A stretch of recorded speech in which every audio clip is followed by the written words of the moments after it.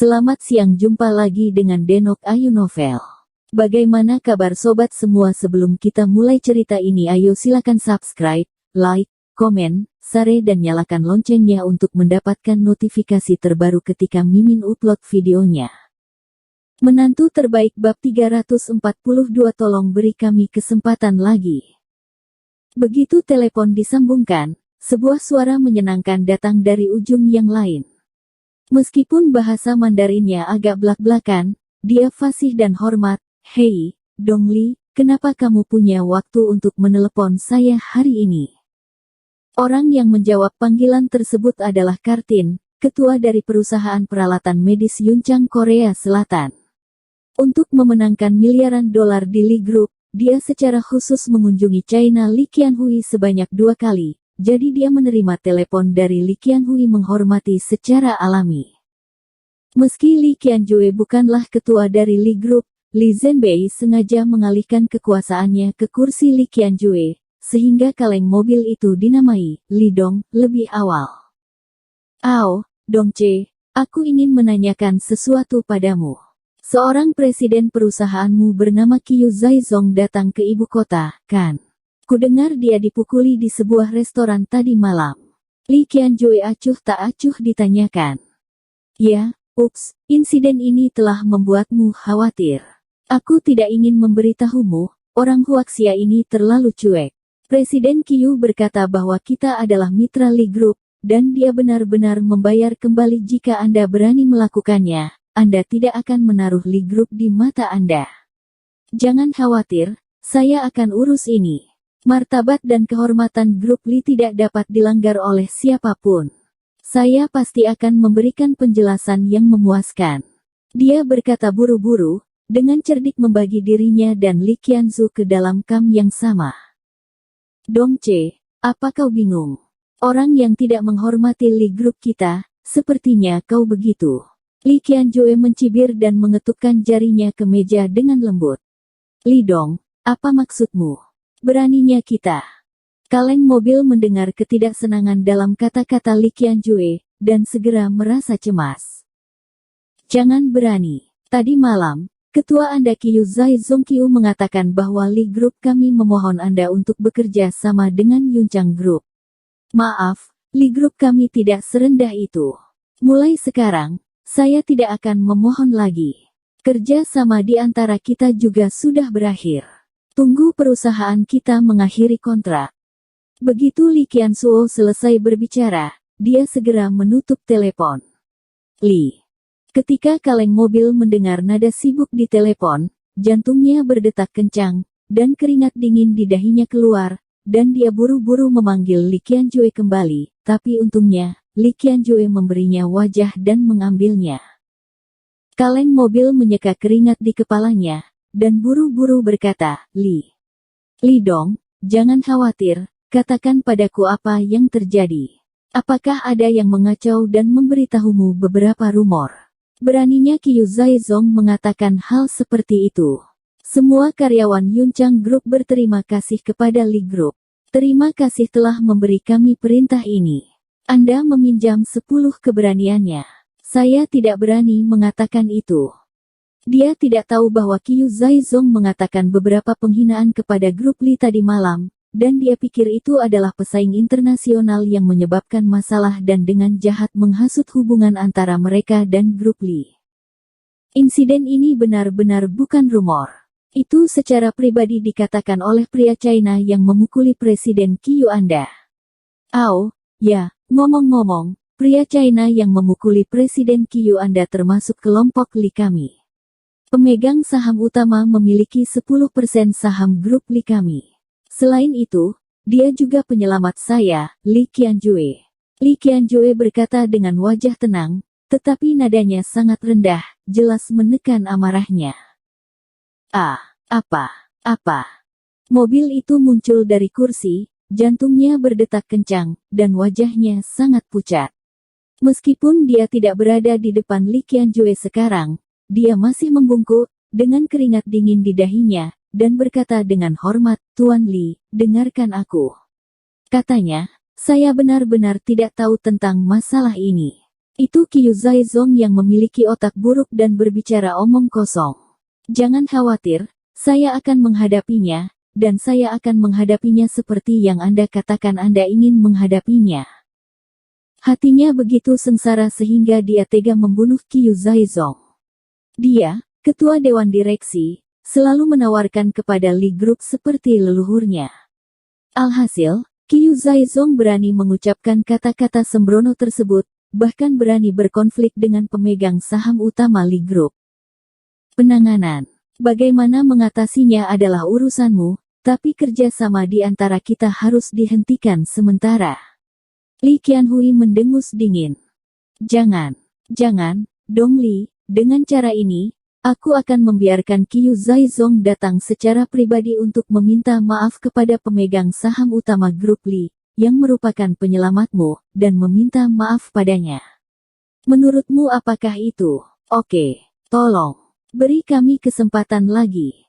Kartin memohon dengan suara rendah, hampir menangis, tetapi dia telah menghabiskan semua usahanya untuk bisnis ini, dan sebagai hasilnya, seorang bawahan babi melakukan semua usahanya untuk dihancurkan. Jika penyelamatku mengangguk, aku bisa mempertimbangkannya kembali. Li Qianjue berkata dengan sungguh-sungguh. Dia juga mendengarnya. Sepertinya si yang naik mobil tidak tahu apa yang dikatakan Qiu Zaizong, jadi dia selesai berbicara. Dia menutup telepon lagi. Ini harus diberikan kepada Boy. Kaleng mobil menutup telepon, wajahnya memerah karena marah, meraih cangkir di atas meja dan membantingnya ke dinding, lalu segera mengulurkan tangan untuk membuka buku alamat, mencari telepon Qiu Zaizong, dan terus mengutuk anak-anak anjing. Menteri Qi, mengapa bajingan ini tidak datang untuk meminta maaf padaku? Di bangsal rumah sakit pertama Universitas Beijing saat ini, kondisi Qiu Zaizong jelas lebih baik, dan dia bertanya kepada Qi Souyi dengan marah sambil berbaring di tempat tidur. Dia dipukuli tadi malam, akibatnya, lebih dari 10 jam telah berlalu. Akibatnya, tidak ada gerakan di sisi Lin Yu. Dia bahkan bertanya-tanya apakah Qi Souyi memanggil polisi. Jangan khawatir, dekan kami sudah memanggil bajingan yang memanggilmu, biarkan dia sekarang, segera, datanglah dan minta maaf padamu. Qi Souyi berkata sambil tersenyum, dan memberi isyarat kepada Qiu Zaizong untuk menunggu dengan sabar. Jika ini di Korea, saya pasti sudah lama memecatnya. Qiu Zaizong mendengus dingin. Dia tidak membual. Perusahaan mereka memiliki kontak dekat dengan banyak organisasi bawah tanah di Korea. Jika di Korea, dia memerintahkan orang untuk meretas Lin Yu sampai mati tadi malam. Pada saat ini, ponselnya berdering, Qi Souyi dengan cepat mengambilnya, memegangnya dengan kedua tangan, dan menyerahkannya padanya. Qiu Zaizong melihat bahwa itu adalah nomor telepon kaleng mobil ketua, dan buru-buru berdeham, memasang wajah tersenyum dan berkata, "Hei, ketua, kenapa kamu bebas?" Qiu Zaizong, aku membunuhmu. Sebelum Qiu Zaizong selesai berbicara, ada raungan marah dari kaleng mobil di ujung lain telepon. Jika Qiu Zaizong ada di depannya sekarang, dia pasti sudah mati 800 kali. Qiu Zaizong terkejut dan panik. Ketua, ada apa? Baru saja, Tuan Muda dari kelompok Li menelepon saya. Apakah Anda tahu siapa orang China yang Anda sakiti kemarin? Itu adalah penyelamat Tuan Muda Li, dan juga pemegang saham kelompok Li. Saluran kemarahan kaleng mobil. Qiu lumpuh di zongzong dan jatuh di bawah tempat tidur dengan embusan. Ketua Qiu, ada apa denganmu? Qi Souyi buru-buru mengulurkan tangan untuk membantunya, tetapi didorong oleh Qiu Zaizong. Ketua, apakah kamu mengatakan yang sebenarnya? Qiu tidak memiliki darah di wajahnya, keringat dingin di punggungnya. Omong kosong. Sudah kubilang, Tuan Muda Li sangat marah padaku karena ini, dan berjanji untuk membatalkan pesanan kami juga.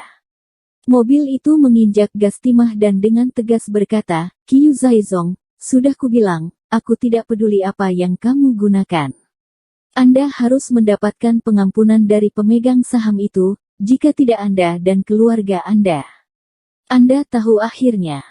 Kaleng mobil tidak menjelaskannya dengan jelas, tetapi nadanya sangat dingin sehingga dia segera menutup telepon. Qiu Zaizong gemetar ketakutan, dan membuka mulutnya lebar-lebar dan membeku di tempat. Dia tahu arti kata-kata ketua mereka. Jika daftarnya menjadi kotor, dia dan keluarganya akan menunggu untuk menghilang dari dunia. Dia membantu ketuanya untuk melakukan hal semacam ini, tetapi dia tidak menyangka kali ini akan menjadi gilirannya. Dia benar-benar tidak menyangka bahwa orang yang tersinggung tadi malam ternyata orang yang sangat kuat. Memikirkan kata-kata menghina yang dia katakan kepada Li Group, tubuhnya bergetar lagi ketakutan. Ketua Qiu, ada apa denganmu?